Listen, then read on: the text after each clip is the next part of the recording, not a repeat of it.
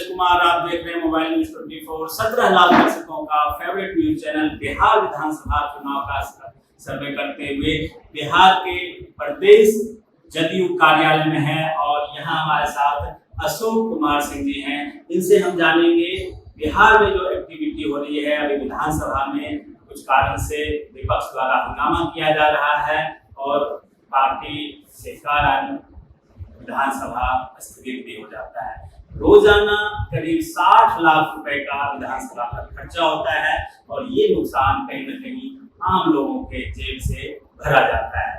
क्या ये नुकसान की भरपाई विपक्ष के लोग नहीं समझ पा रहे हैं कि देश के बिहार के आम गरीब लोगों के टैक्स का पैसा जो खर्च हो रहा है, आखिर विधानसभा क्यों नहीं चल पा रहा है? अशोक बाबू से शुरू करते हैं। अशोक बाबू, जिस प्रकार से पिछले 3-4 दिनों से 2 दिन तो बिल्कुल काम नहीं हो पाया और अब होता है 1 घंटा स्थगित, 2 घंटा, ऐसा क्यों हो रहा है?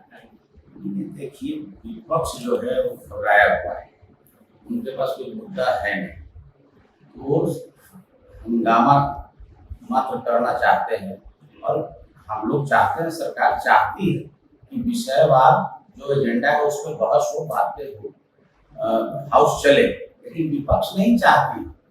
बिल्कुल, जो 2 चीज वो लोग ये कर रहे हैं कि मतदाता सूची सत्यापन, जबकि सुप्रीम कोर्ट ने भी और चुनाव आयोग ने भी स्पष्ट कर दिया है आम लोगों को शायद कोई परेशानी नहीं हो रही है।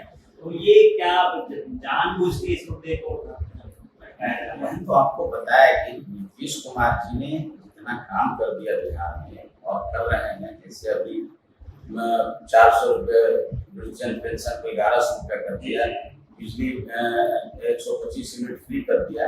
अब विपक्ष के पास कोई मुद्दा नहीं है, घबराया हुआ है। इस बार महागठबंधन 20-25 सीट पे सिमट जाएगा और इसलिए वो हंगामा करके क्या मैसेज देना चाहती है विपक्ष, वो हम लोग भी नहीं समझ पा रहे हैं।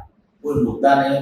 आप समझिए, अभी मतदाता जो गणना हो रही है और सत्यापित हो रहा है वो 95% आज के डेट तक जमा हो गया और अभी 2 दिन और समय है, 26 तारीख तक है।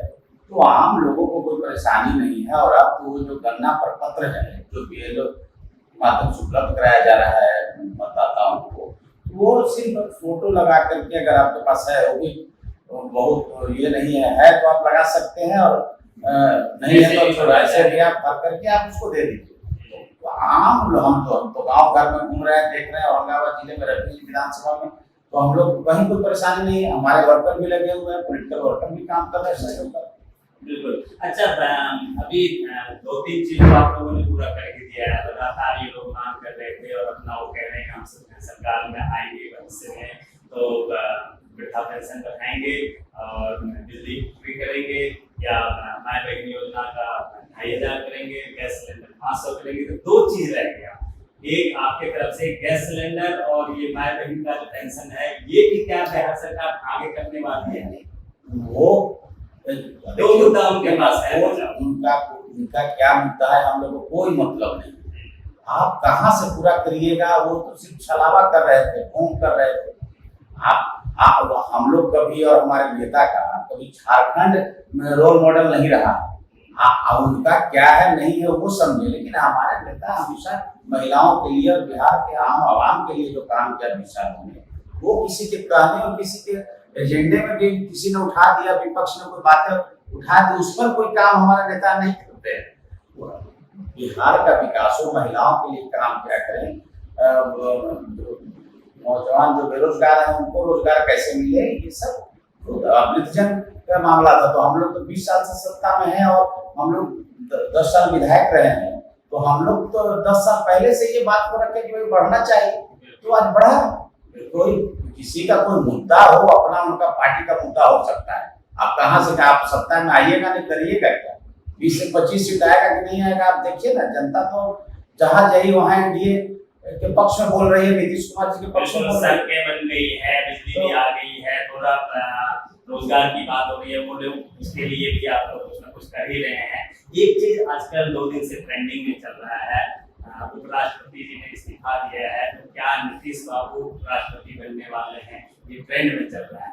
नहीं, ये तो देखिए आप लोग का चलाया हुआ ट्रेंड में चल रहा होगा, मीडिया वालों का ये है, लेकिन हम स्पष्ट है कि माननीय नीतीश कुमार जी के नेतृत्व में 2025 विधानसभा का चुनाव होगा और 25 से 30 तक फिर बिहार के मुख्यमंत्री श्री नीतीश कुमार जी होंगे और उनके नेतृत्व में भारी बहुमत से 225 से भी ज्यादा, 243 में 225 से भी ज्यादा सीटें हम लोग जीतेंगे, एनडीए की सरकार बनेगी, वो भी नीतीश कुमार जी के नेतृत्व में। बिल्कुल स्पष्ट है, कहीं कोई कंफ्यूजन नहीं है। सारे काम जो किए जा रहे हैं, जो बचा हुआ है वो भी करते रहेंगे। विकास के जो रोड मैप है इनका स्पष्ट है, सड़कें बन गई है, बिजली आ गया है और युवाओं को रोजगार की अगर बात कहें, पलायन का मुद्दा जिस प्रकार से उठाते हैं, तो क्या सरकारी नौकरी तो हर किसी को दिया नहीं जा सकता है, रोजगार बढ़े उसके लिए अभी हमारे नेता ने जो घोषणा की रोजगार के लिए और सरकारी नौकरी में भी आप देख रहे हैं कि हाँ वो भी कहा गया है। तो आप ये समझिए कि बिहार 2005 में हमारे नेता को कहाँ कैसा बिहार मिला था और ये 20 साल में आज बिहार को कहाँ से कहाँ ले आए। हम लोग इस इलाके से आते हैं, रफीगंज नक्सल प्रभावित इलाका से। आप जो कि हम लोग कई पंचायतों में प्रचार करने तक नहीं जाते थे, सड़कें नहीं थी, जंगल एरिया था, अब हम लोग आसानी से वहां तक पहुंच पा रहे हैं और गरीबों को जो समाज के अंतिम व्यक्ति वहां तक विकास पहुंचाने का काम नीतीश जी ने किया।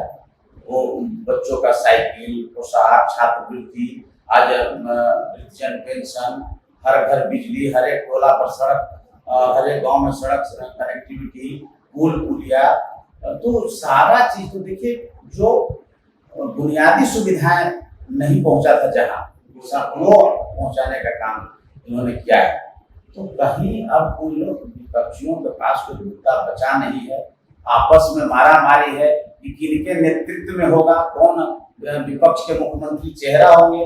कांग्रेस तैयार नहीं हो रही है कि भाई तेजस्वी जी को माने नहीं माने, तो अभी तो वही पेच फंसा है।